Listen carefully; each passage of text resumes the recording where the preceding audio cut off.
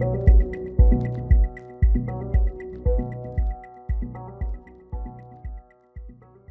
everybody, welcome back to these videos series we're doing about the tabernacle, this wonderful feast, Yahusha's Feast of Tabernacles. And in our first video, we dealt with the experience.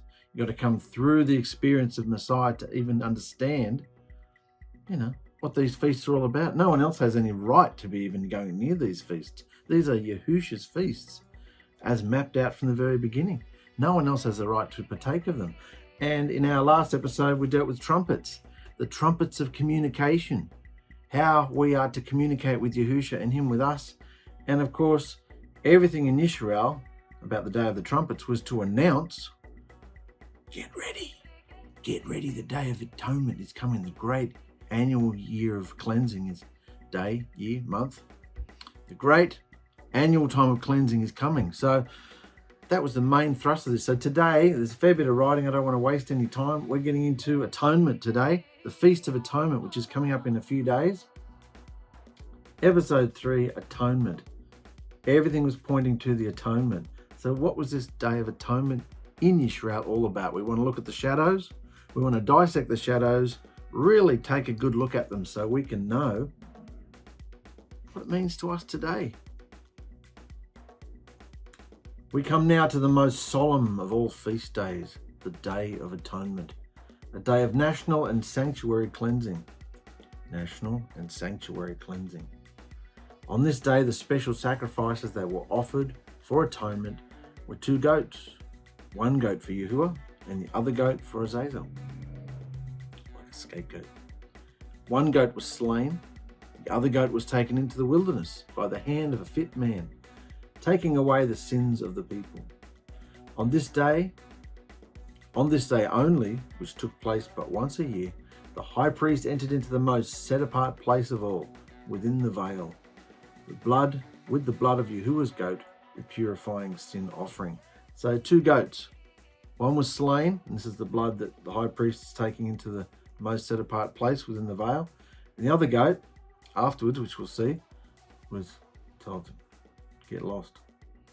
He took all the sins upon him. So he's gone into the most set-apart place with the blood as a purifying sin offering.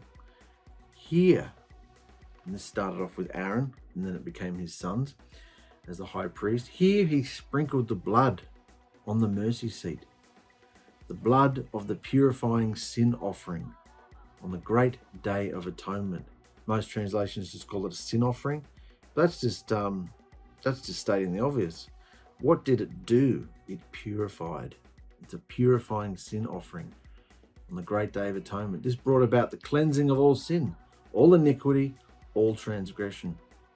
The priesthood, the sanctuary, and Yisrael as a nation experienced blood atonement. They weren't just covered with some mediocre experience. No, this was full atonement in the blood of a living creature. They experienced full blood atonement, thus being reconciled to Yahuah. Relationship joined back up again. Again, it needs to be remembered that just as for Passover and Pentecost, there is a twofold fulfillment relative to this Day of Atonement.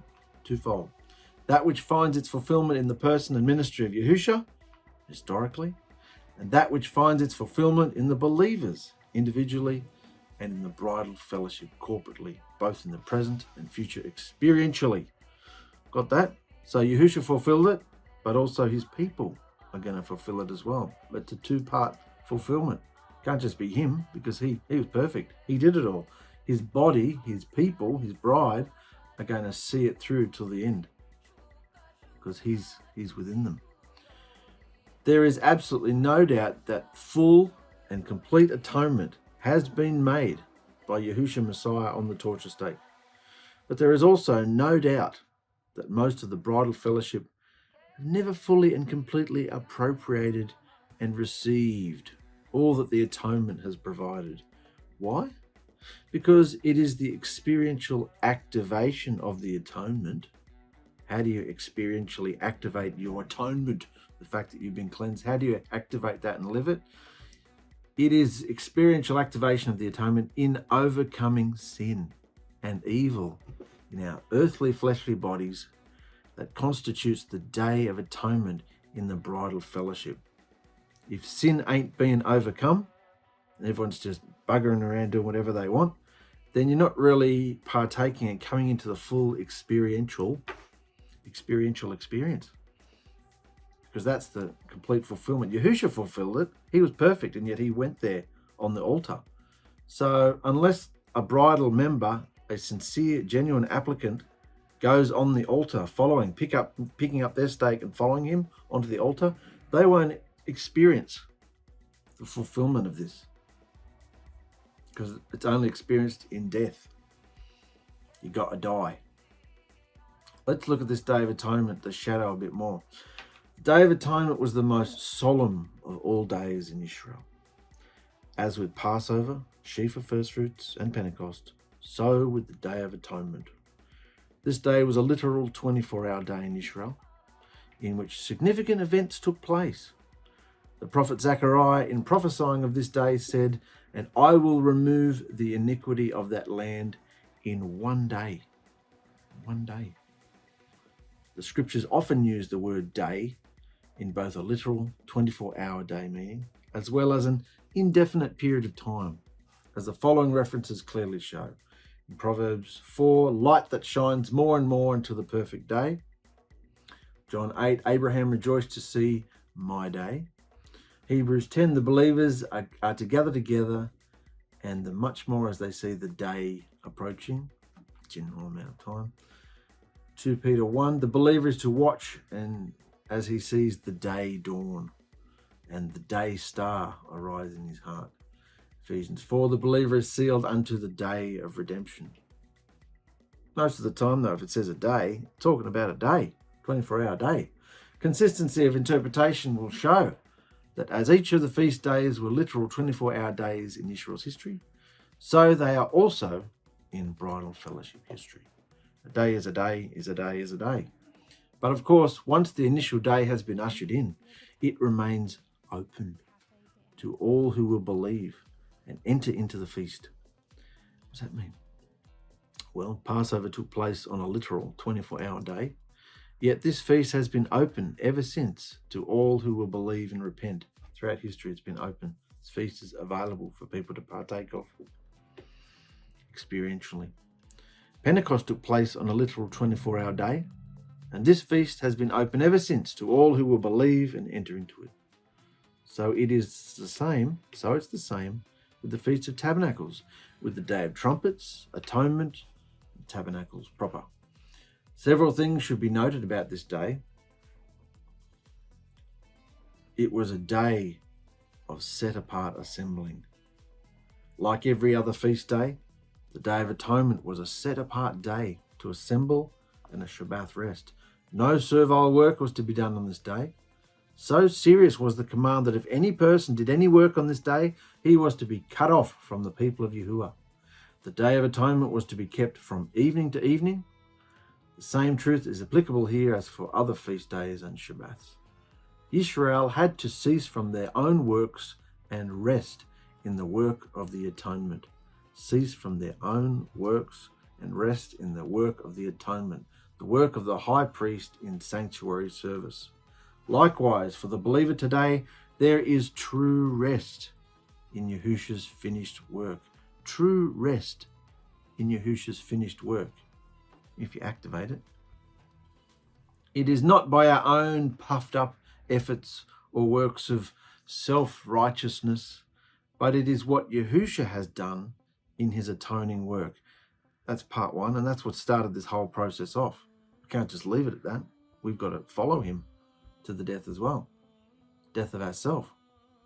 Can't be our puffed up works of efforts and self-righteousness. It's what Yahusha did. So this was a day of set-apart assembling. Very serious day. And B, it was a day of fasting. This is interesting. This day, although involved in the Feast of Yisrael, this day was really a fast day. Day of fasting. In Acts 27, this day is called the fast. It was the only day of the feasts of Yahuah specifically set aside as a day of national fasting. The whole nation had to fast. Fasting has always been the affliction of the flesh. That's what fasting was for. Not just for the sake of being hungry for the sake of being hungry. It was to be for the affliction of the flesh. Affliction of the flesh. It is the discipline and subjugation of bodily appetites. Discipline and bringing everything into subjection. You taking control of your bodily appetites. Yeah. Throughout Yisrael's history, there were special occasions of fasting, days of national fasting, and humiliation. The true and proper fast is set forth in Isaiah 58. As the Day of Atonement historically approaches for the bridal fellowship, there will be greater times of affliction of the flesh and subduing our bodily appetites, won't there? Let's look at this big picture. Let's not just pinpoint it. Oh, they had to stop eating, so we better stop eating. Well, it takes no inspiration or understanding to read a word and just, it says stand on the chair, so I better stand on the chair. No, why? What are you saying to me here, Yahusha? These scriptures are alive. They're alive. What was the purpose of the fast? Just to be hungry? Just to get a headache? Just to show that, oh, I can't control myself because I'm getting hungry. I feel bad. I'm getting grumpy. No, it's not about food. It's not about food. It's about the flesh. Afflictions of the flesh, subduing the flesh, bringing your flesh into subjection, self-control. This is called, let me go back a bit. As the Day of Atonement historically approaches for the bridal fellowship, there will be greater times of affliction of the flesh. Hell yeah. And subduing of bodily appetites. For this is called overcoming the self. Overcoming the self. Since no flesh shall see his face. No flesh shall see his face. So if you're still in your flesh, still living it up in all your fleshly desires when he returns, and the incorruptible seed hasn't grown and grown and grown and taken you over and filled you with light, are you going to be transformed? Can you be evenly yoked with your bridegroom? See how this is much more than just silly food issues. Should we eat or shouldn't we not eat? We're afflicting our flesh all day, every day, trying to keep Satan out from assaulting us, assaulting our behavior and making us turn into proper bastards.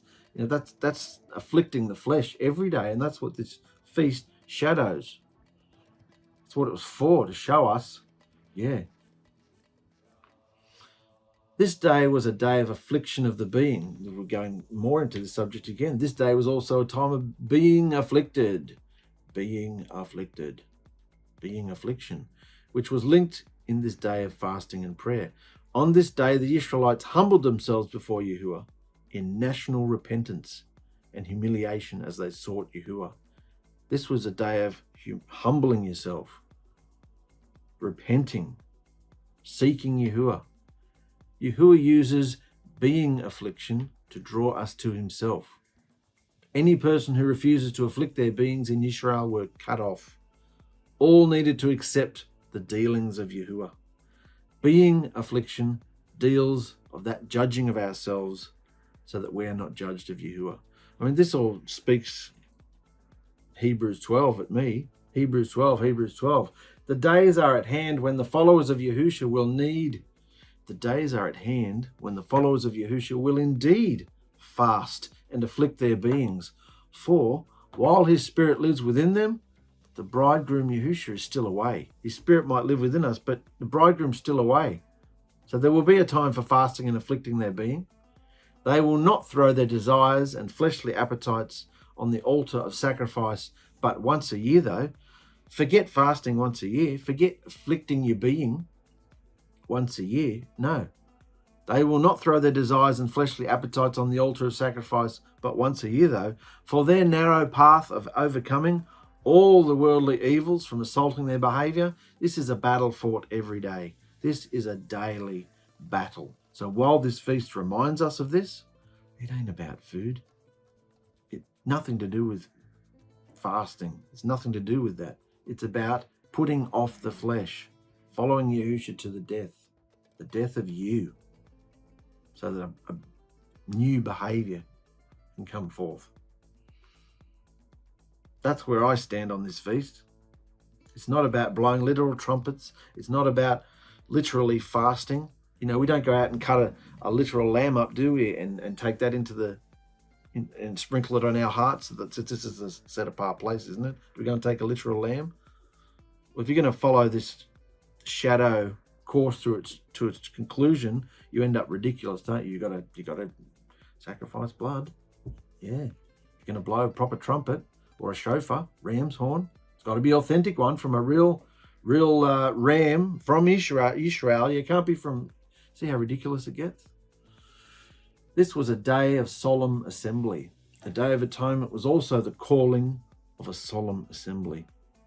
There were days of gladness and rejoicing in other festival occasions, but this day was the most solemn day, a time of mourning and deep affliction. And also a day where you don't know if the high priest would come back alive. His family would have been really upset. We may not see Dad again. If he's got any filth in him or any sin in him, he'd be struck dead in the most set apart place. They'd have to pull him out. So this was a very serious day, particularly for anyone who knew the high priest. David the psalmist said, "Blow up the trumpet in the new moon, in the time appointed on our solemn feast day."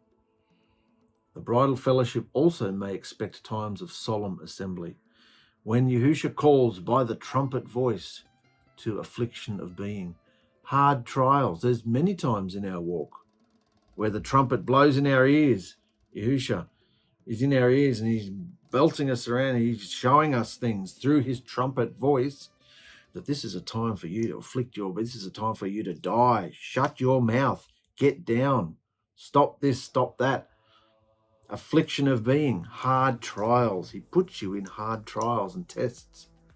Puts us in times and seasons of special prayer, intercession and fasting before him so that his purposes may be fulfilled in and through the bridal fellowship. You can see that happening in your walk. Times when you're walking along quite happily in the joy of Yahusha, bang, a trial. How are you going to handle it? How are you going to weather and behave through this test? The 10th day of the 7th month. The significance of numbers may be seen here in the fact that the Day of Atonement took place on the 10th day of the 7th month. This day brought all the nation together at the tabernacle door, at the sanctuary of Yahuah, for the great cleansing and reconciliation. 1. 7 is the number of fullness and completeness and perfection. Thus, the 7th month completed the feasts of Yahuah and the sacred year in Israel. 7 is also the number of rest. So this month brought Israel to fullness of rest through atonement.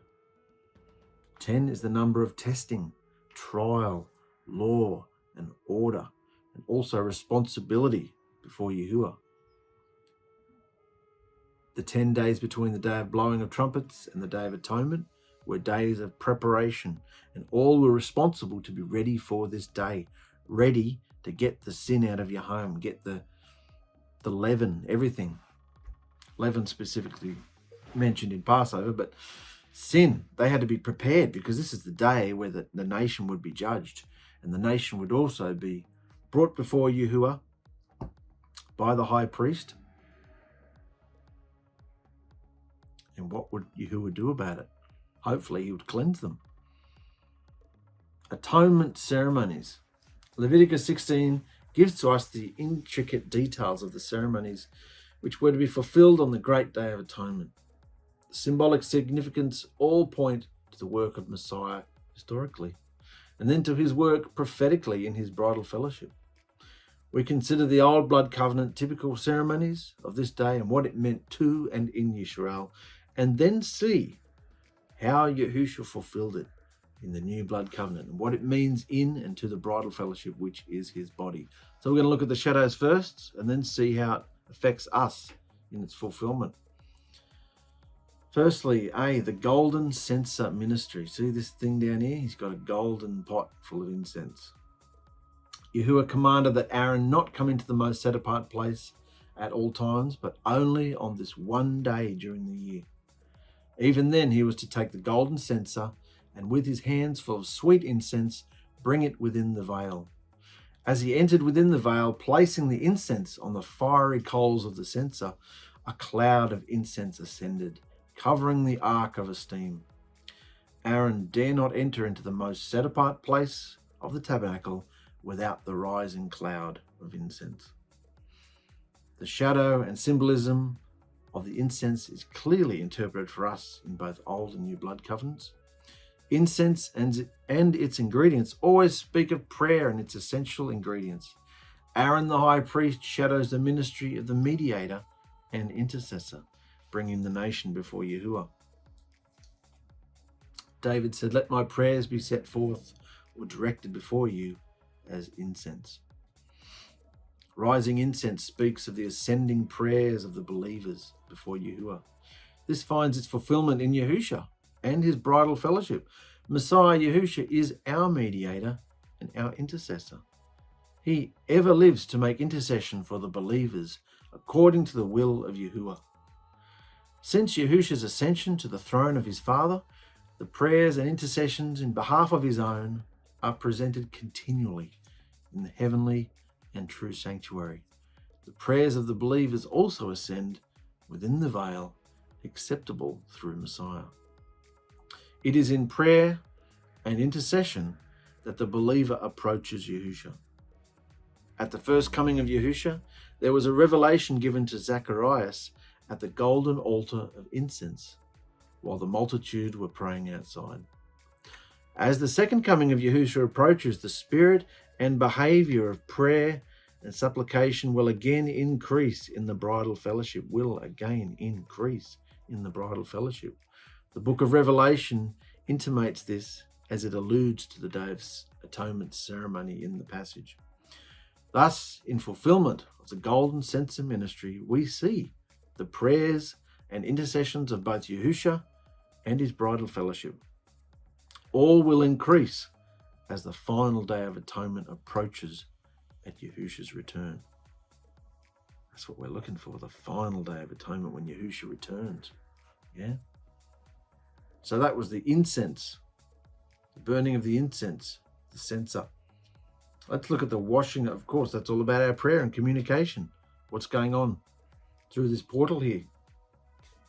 Are we communicating with the throne or not? Let's look at the washing of water. On this day, there was the special washing of water in preparation for the sacrificial offerings. Aaron washed before he entered the sanctuary and then washed again in the set-apart place after the sanctuary had been cleansed. Again, the scripture interprets the symbolic act here. The ceremonial washing of water in the old blood covenant pointed to water immersion and also to the washing of water by the word. The word washes our minds clean. For Aaron, it meant that he must be absolutely clean in order to make the atonement in behalf of the people of Israel. For Yahusha, it meant that he was absolutely clean and sinlessly perfect when he made the atonement for his people. For the believer, us, it means that they must be washed in the water of the word to approach into the presence of Yahusha more fully. As we've been saying a lot lately, we need to feed the seed. Feed the seed that's been planted in us. It's our spiritual food and drink. If we don't feed it, it doesn't grow. So that's washing of the water. We need constant communication with Yahusha. We need to be washed in his word daily, constantly. Washing of the water of the word. Now let's look at the linen garments in this festival. On this day, and because we're all priests, take this to yourself, because we're all kings and priests, so we have to wear garments. On this day, Aaron laid aside the garments of esteem and beauty. This was interesting, because normally the high priest wears this fancy, funky outfit here. That's not the best picture of it, but normally it looks a bit more shining. But normally he wears this fancy one. But on this day, Aaron laid aside the garment of esteem and beauty and put on linen garments, this one here. He was wholly clothed in white linen as he made the atonement. He had on linen breeches, a linen coat, a linen girdle, and a linen mitre. Instead of all this fancy one with the set apart to Yahuah written on it, and all his ephod and gemstones, he was very plainly dressed, very plain hat, mitre. They were called the set apart garments. speaks of what we have to put on, doesn't it? After making the atonement for the sanctuary and washing in the set-apart place, he was then to change back into his garments of esteem and beauty. So he went into the set-apart place wearing this garment. He got changed in the set-apart place into this garment and washed to go into the most set-apart oracle to speak, to be before Yahuah and the ark. Then when he came out of there wearing this, he put his fancy clothes back on again to deal with the people. Because before the people, he had a high status. But before Yahuah, he was a servant. See the difference? His clothes represented his status. Only kings and high priests would wear garments that were this regal. But he was no king or priest in Yahuah's presence. He was a servant. So he put on simple clothing, purity. Get the symbolism here? How wonderfully Yahusha fulfilled this shadow in himself, laying aside his reputation, emptying himself of his esteem, and taking upon himself the form of a servant made in the likeness of men. This is the king, we know he is the king, the creator of the universe, heavens and the earth, and yet he approached and put on the garments of a humble servant. See that? He didn't come as a king and priest with all the high pageantry and bling. He humbled himself, taking upon himself the form of a servant made in the likeness of men. But he was a perfectly righteous man. The fine linen garments are interpreted as divine righteousness, both of Yahusha and the righteousness with which the believers are clothed. That's what we've been clothed with. We may not feel like it because we're still riddled with bad habits, but when we get washed in the water, we are divinely clothed in special garments. And that seed that gets put in us starts to grow and burn out all the sinful bad habits. But if we don't realize that we're royalty, if we don't realize we're a king and a priest, and that we've got these royal garments and that we can come before him acceptable, we don't know who we are. We don't know why we're going through what we're going through. The linen garments symbolize the righteous and sinless humanity with which Yahusha clothed himself, while the garments of esteem and beauty speak of the magnificent esteem which he has as the creator and father before the world began. So Yahusha began with these garments on. Then he came to earth as he wasn't just the priest, he was the offering. He came to earth and put on the clothes of humility. Then he was resurrected and ascended on high, seated on the throne of his Father in all power and esteem. All power and esteem has been given to me, all authority. And he put back on his royal garments, high priestly garments, in a divine, high dimensional sort of way, you know what I'm saying. Let's look at the sacrifices of that day. We'll go through this quickly. There were special sacrifices offered on this day besides the daily sacrifice. These were as follows: a young bull for a purifying sin offering for Aaron himself and his house. There was a ram for an ascending near burnt offering for Aaron himself. 2 kids of the goats for a purifying sin offering, 1 goat for Yahuah and the other goat for the people. 1 ram for an ascending near burnt offering for the people. There were also additional offerings as listed in Numbers 29. So that's the sacrifices that were laid out that day.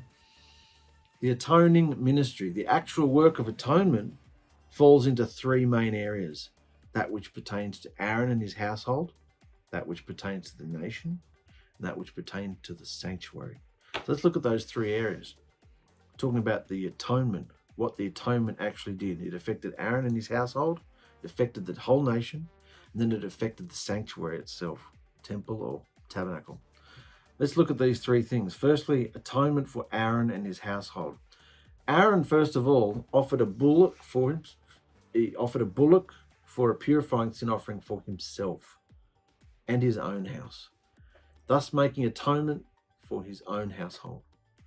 After this, he presented the 2 goats before Yahuah, casting lots as to which goat was for Yahuah in sacrifice and which goat would be taken into the wilderness and released. Remember, there were 2 goats. One got slaughtered for the blood and the other got released into the wilderness. After this, Aaron was to take the blood of the bullock for his purifying sin offering and enter within the veil, sprinkle the blood on the mercy seat eastward, and then 7 times before the mercy seat. All of this was done amidst the rising cloud of incense from the golden censer. And in this way, Aaron made atonement for his own sins and the sins of his household. Sounds like a lot of work, but the blood did the work because the life is in the blood. You sin, you die.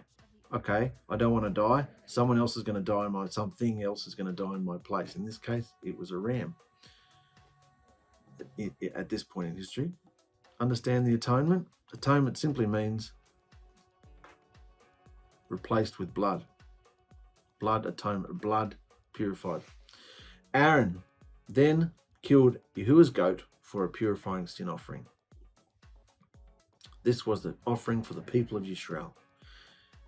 He did with the blood of this goat was he did with the blood of the bullock. He entered within the veil into the most set-apart place of all and sprinkled the blood on the mercy seat of the ark of the blood covenant witness, and then 7 times before the mercy seat. In this way, the nation of Yisrael was atoned for. So he's done that. That's atonement for the nation. Blood atonement. It's all in the power of the blood. Atonement for the sanctuary. After making atonement for himself and his household, and then the nation, Aaron then made atonement for the sanctuary and its furnishings. This day is called by the prophet Daniel the cleansing of the sanctuary. Daniel called this feast the cleansing of the sanctuary. The set-apart place of the tabernacle was atoned for. The most set-apart place, or the set-apart sanctuary, was atoned for also. And then the golden altar of incense was atoned for. The golden altar of incense was atoned for. Aaron sprinkled the blood of atonement 7 times on it, cleansing and hallowing it from Yisrael's uncleanness. The horns of the altar were also sprinkled with atoning blood. The significance of this threefold work of atonement will be interpreted when we consider the new blood covenant fulfillment as set forth in the book of Hebrews, which is coming up shortly. We'll see what Paul says about all this. So he's cleansed out with blood the whole tabernacle sanctuary as well. It's all got to be cleansed by blood. It's the only thing, it's the only spray and wipe that will get rid of sin. Yeah? Blood. Blood is the only thing you can spray in an area, because remember, we're talking about radiation here, and we're talking about invisible, divine radiation. Nothing can cleanse radiation.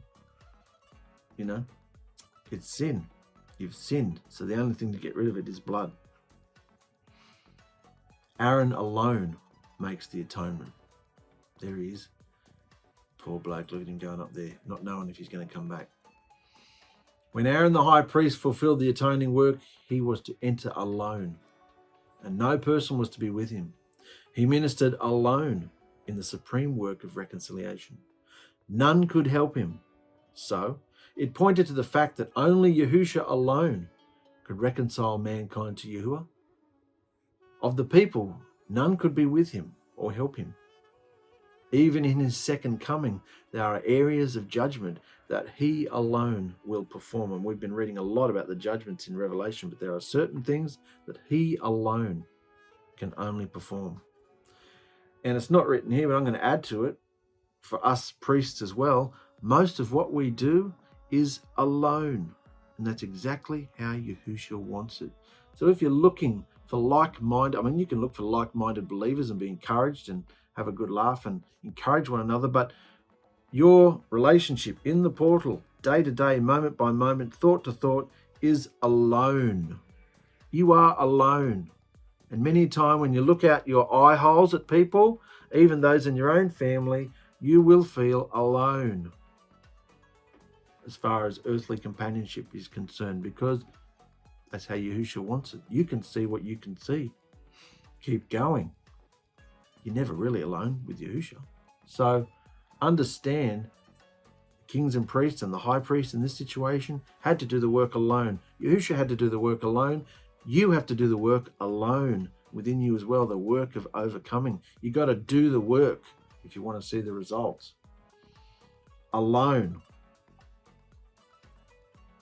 Of course, once you've done the work, like Yahusha did, there was rejoicing with a great hordes and throngs of angels and seraphim and people. Then comes the company once you've overcome. Entrance within the veil. It is to be seen that only on this day did Aaron enter within the veil. Only on this day. The veil of the tabernacle acted as a divider between the set-apart place and the most set-apart of all. It signified a separation between Yahuah and man that could only be bridged by the work of atonement. None dare presume to enter within the veil except on the atonement, except on the appointed day, once a year. None dared to presume to go into that room. No way, no priest would. Why? Because it appears that Aaron's two sons tried to presume within the veil on the day of dedication, when the esteem of Yahuah fell. They were in there, buggering around in there. They probably had too much sacrificial wine or ceremonial wine or whatever they're doing. Oh, we can burn whatever incense they want. Dad's just being pedantic again.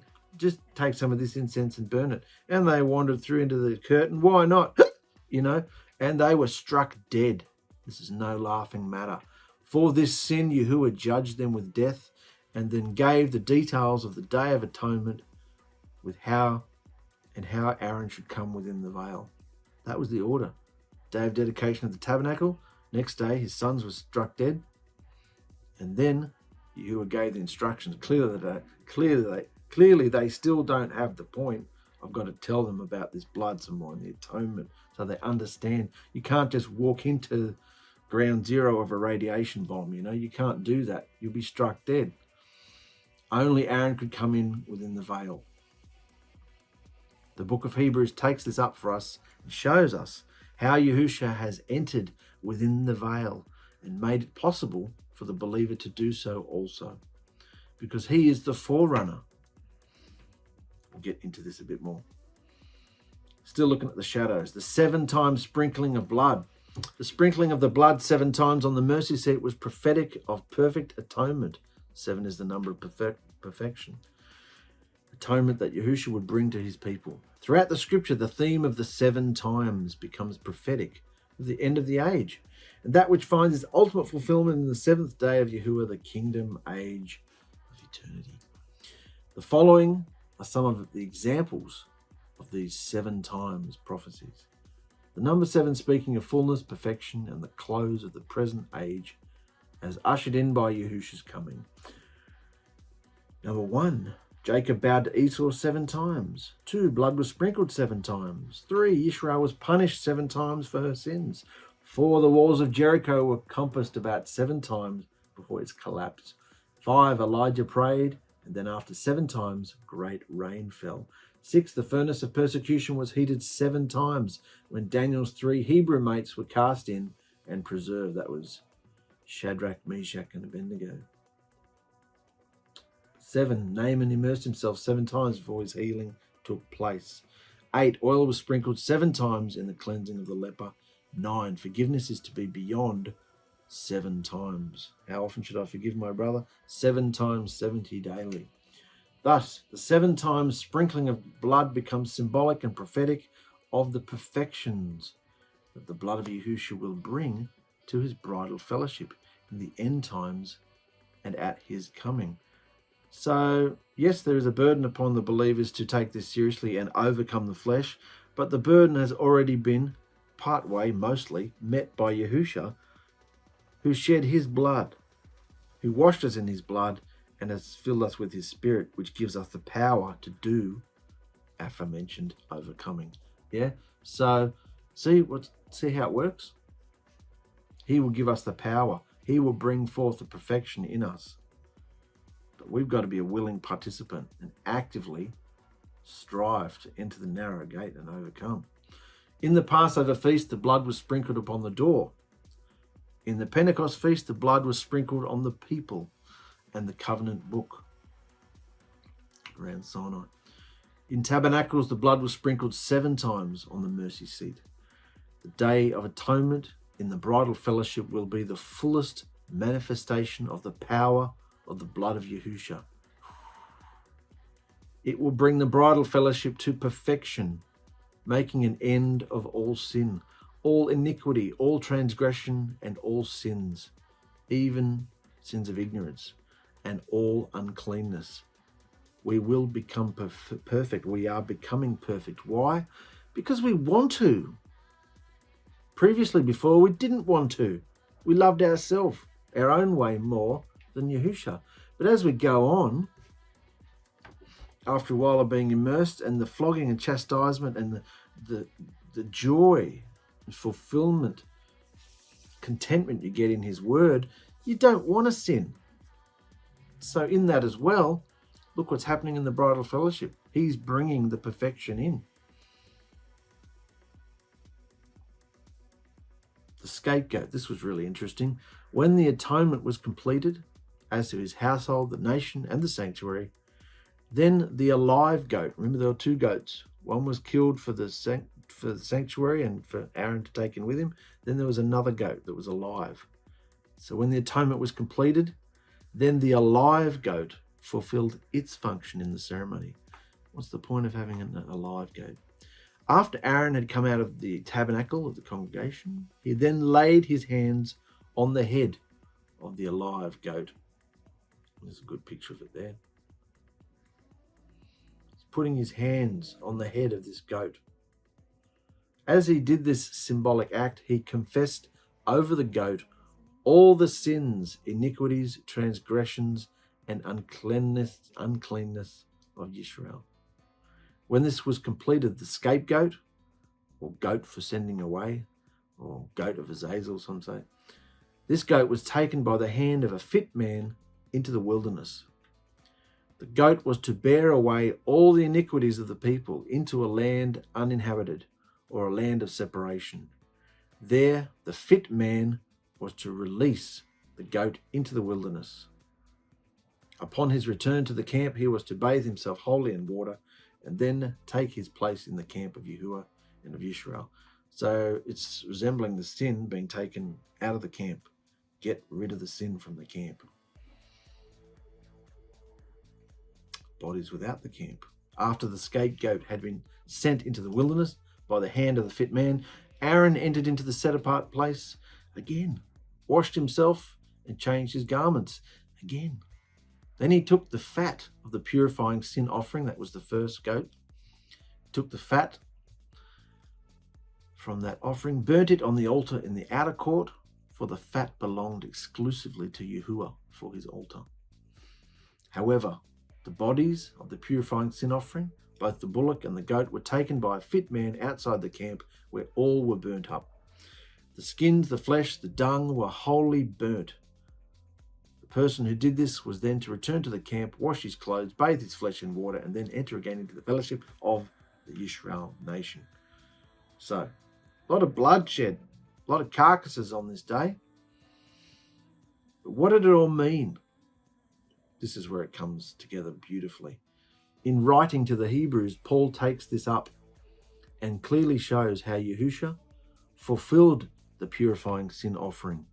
He was the purifying sin offering, for he went outside the camp. He wasn't even allowed to go into the most set-apart place, even though there was no ark or presence of divinity in there. Was he granted that kind of audience? No. Take him out with the criminals. Take him out with all the dung and all the carcass and all the gut. Take him out there. He went outside the camp of Jerusalem, outside of national Judaism and all religion and hocus pocus, ridiculous. He went out there after his rejection. He was completely rejected. Here on Golgotha, he was impaled on a torture stake. And they weren't wearing loincloths either. They were completely stripped down naked and humiliated. I mean, no human being has stooped any lower than this, going this low, being humiliated and tormented and tortured. His body was indeed outside the camp. He was not burnt physically, as it was incorruptible, but it did suffer the consuming fires of Yahuwah's set-apartness and righteous perfection against sin. He had that all put upon him. So see how Yahusha fulfilled all this for us? Let's look at the anointed high priest. Only the high priest who was anointed and consecrated to minister in his father's stead, from the line of Aaron's oldest son, could make the atonement The anointed high priest made the atonement for all other priests, for all the congregation of Yisrael and the sanctuary of Yahuah. Yahusha Messiah is our great high priest, anointed in his Father's stead to make the reconciliation for the bridal fellowship, the new blood covenant priestly body. Take all this theory and all this textbook shadows and knowledge, take it all in, let it bounce around, wash around in your head, because this is the understanding you need coming to maturity as you go into the Feast of Atonement, what it was all for. The difference between Aaron and Yahusha is this. Aaron and his animal sacrifices were two separate identities, sinful and inferior. Yahusha is both priest and sacrifice in his two natures, yet one undivided person, sinless and superior. In his divine nature, he is the priest.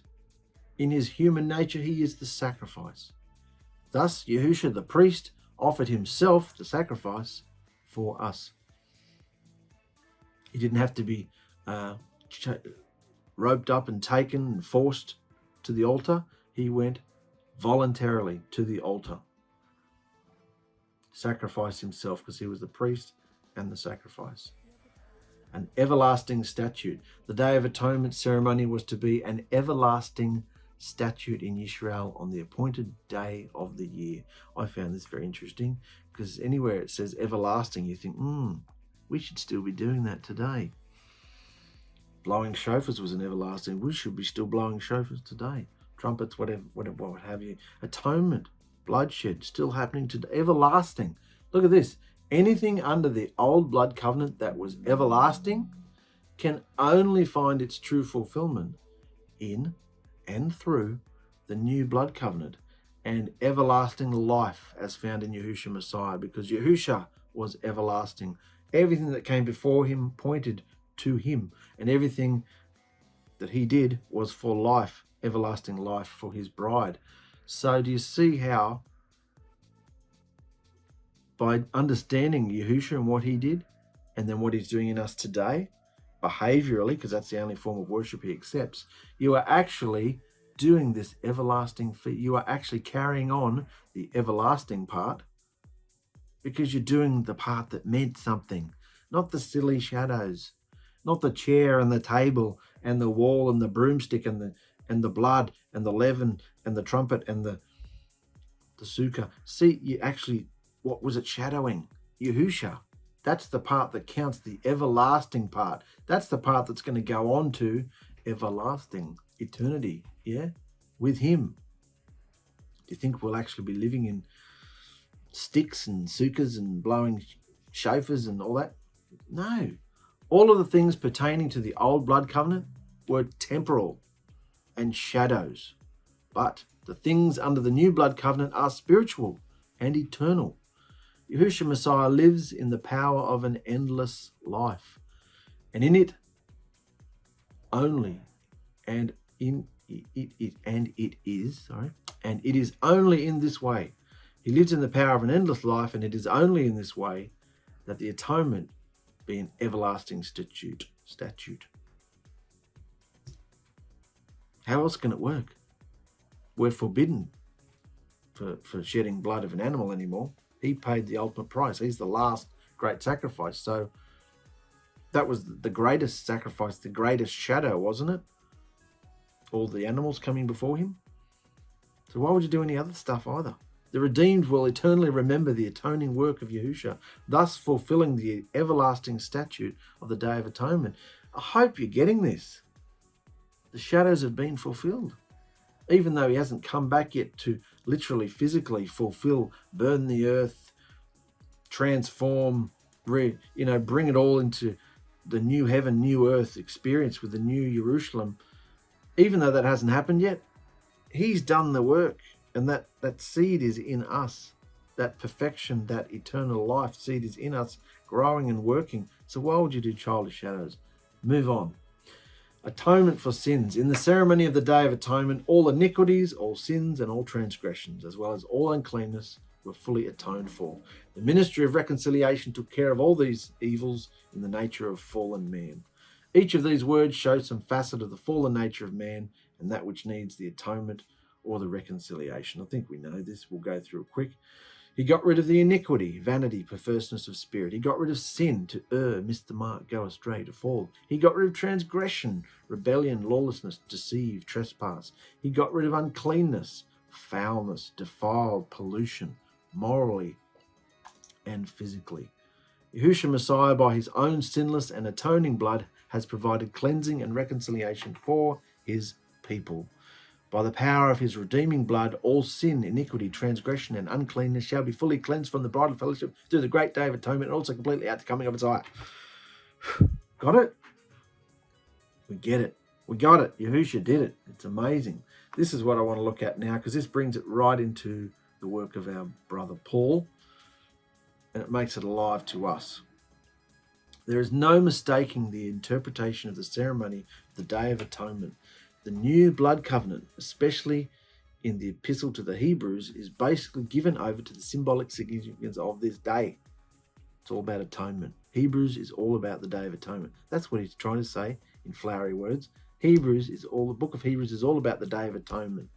We take the major points of the ceremony which have not been interpreted in the course of following the old blood covenant outline and see how the book of Hebrews interpreted such for us. Thank you, mate. Let's do that. The sacrifices. All sacrifices and offerings pointed to the perfect and supreme sacrifice of Yahushua Messiah. As noted earlier, the animal sacrifices were brought in as a substitute for man's sin until the sacrifice and offerings came himself to put away sin. Yahushua came. Thus the sacrifices of all feast days, Shabbats, as well as the daily sacrifice, were all fulfilled and abolished by the one sacrifice of Yahusha. His body and blood caused the animal sacrifice to cease. His body and blood caused all animal sacrifices to cease. This fulfilled the prophetic word that Yahusha would come and cause the sacrifice and offerings to cease. The torture stake is the altar of Yahuah upon which his son was offered. There is no further sacrifice for sin to be made. What an insult to even insinuate such. None can add up to take away from this finished work. None can add up to take away from this finished work. As far as Yahusha's sacrifice is concerned, it is perfect, full, and complete. As the earthly sanctuary had to be cleansed because of Yisrael's sins, transgressions, and iniquities and uncleanness, so the heavenly sanctuary had to be cleansed. Sin originated in heaven. It was at the very throne of Yahuah that the mystery of iniquity began in Satan and the fallen angels.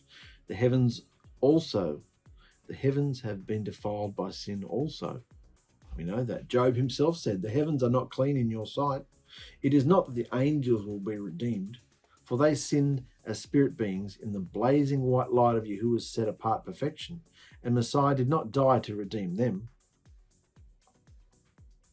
However, heaven has been defiled by their sinful presence, and so has to be cleansed.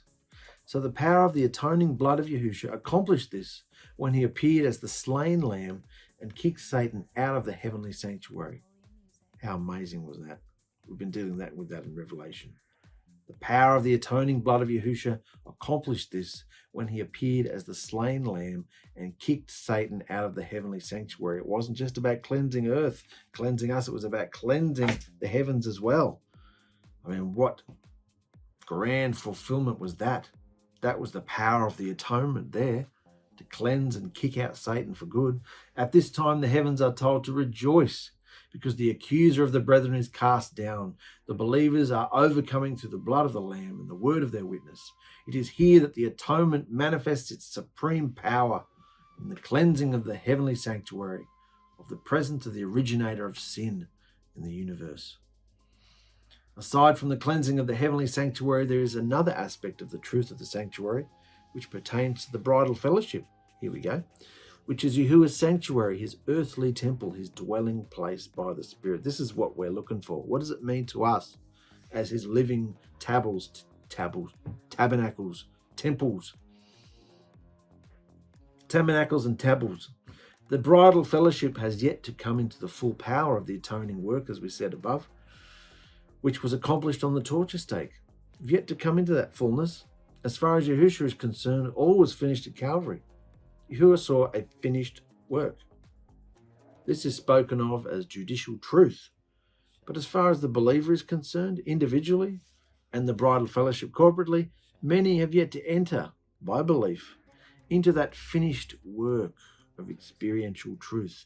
Experience, not textbook. I mean, this is all fascinating, a little bit heavy, but fascinating, so we can appropriate it, abstractly apply it to ourselves. It's an experience, day-to-day, moment-by-moment experience.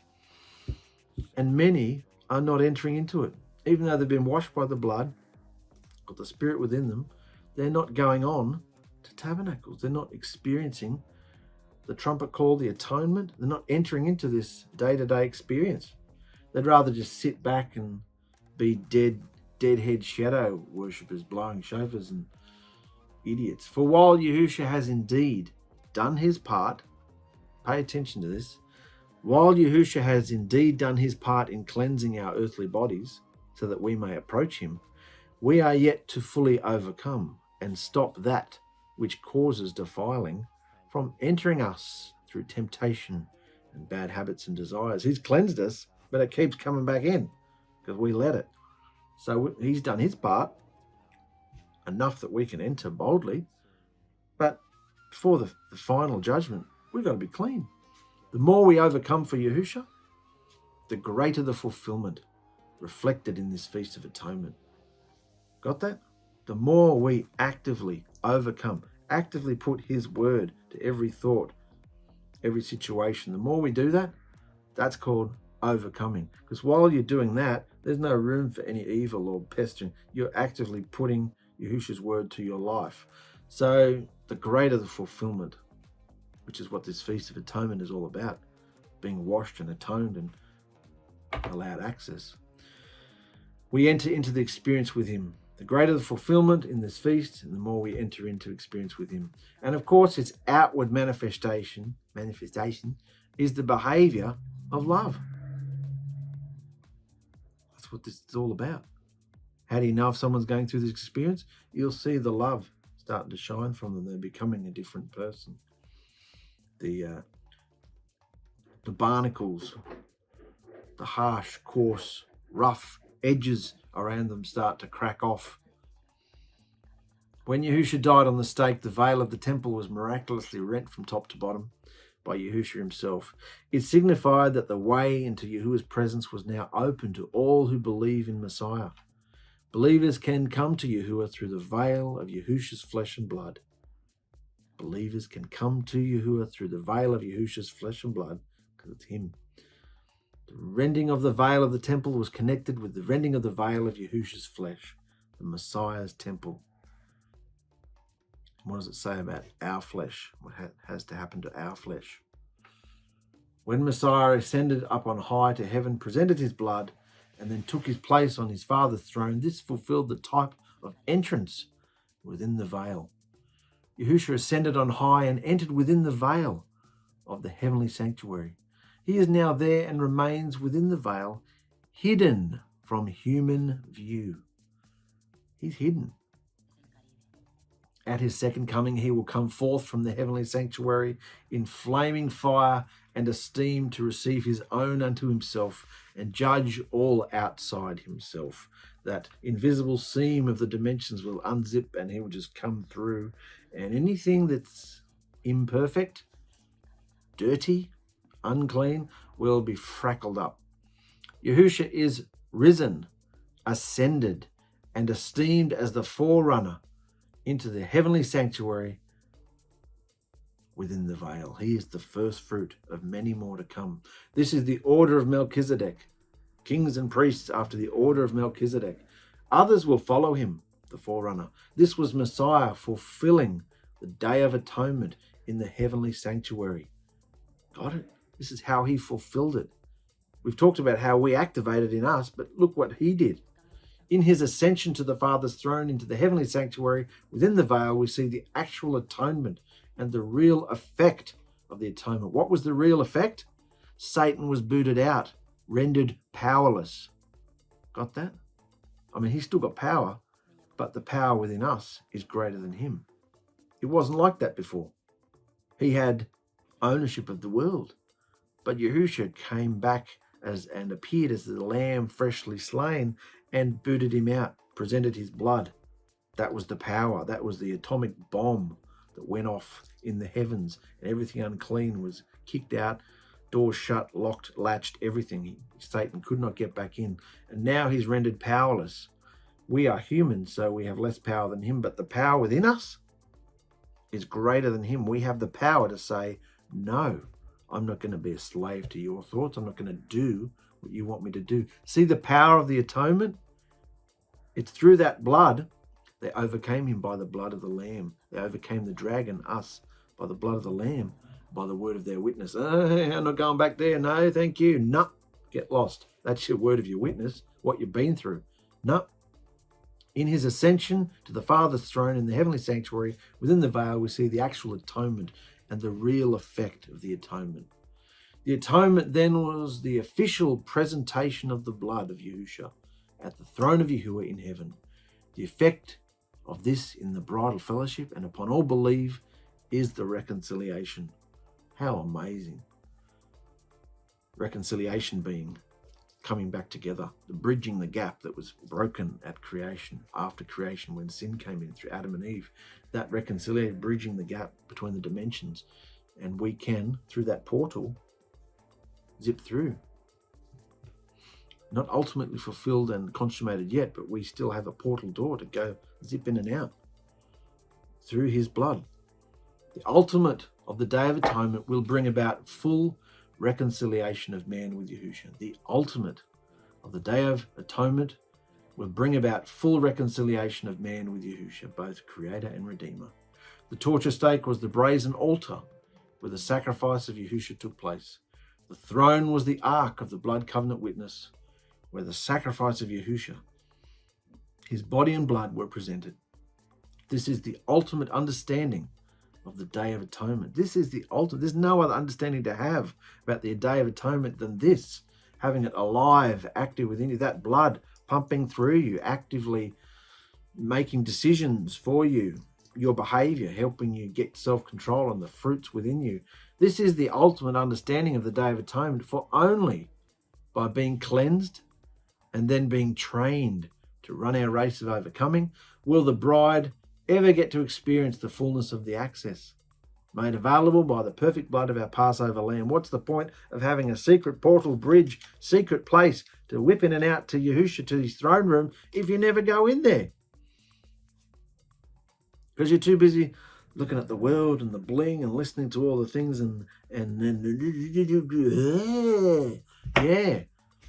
training. We need to train to run our race of overcoming, so the bride will experience the fullness of the access made available by the precious blood of our Passover lamb.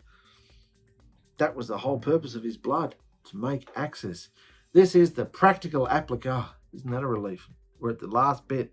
This is the practical application of atonement, afflicting our being and fasting from fleshly desires. It is ongoing. And we are reminded of the reason why here in this magnificent Feast of Atonement. We are reminded of the reason why. Right here in this magnificent Feast of Atonement. What kind of journey have we just been on in the last hour, brothers and sisters? From the shadow to Yahusha, to now in the bridal fellowship, being able to activate this and zip in and out of the bridal, into the portal, to the throne room. And yet people just want to talk about shofars. Yes, we come together on the 14th day and we blow the shofar and we read the scripture. And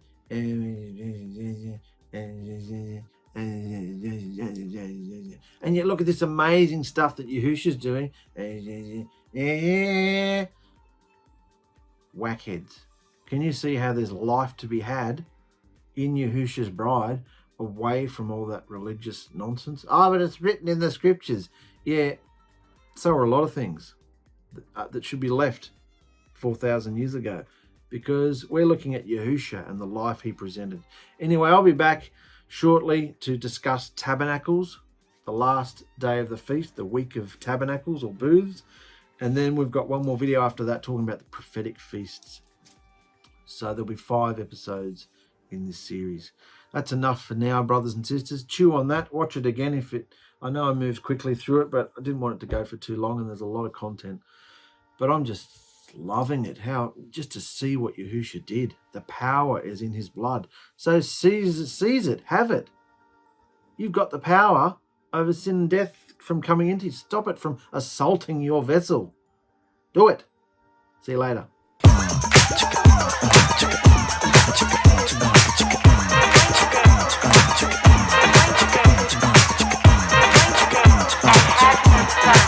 Check it out. Ain't it funky, man?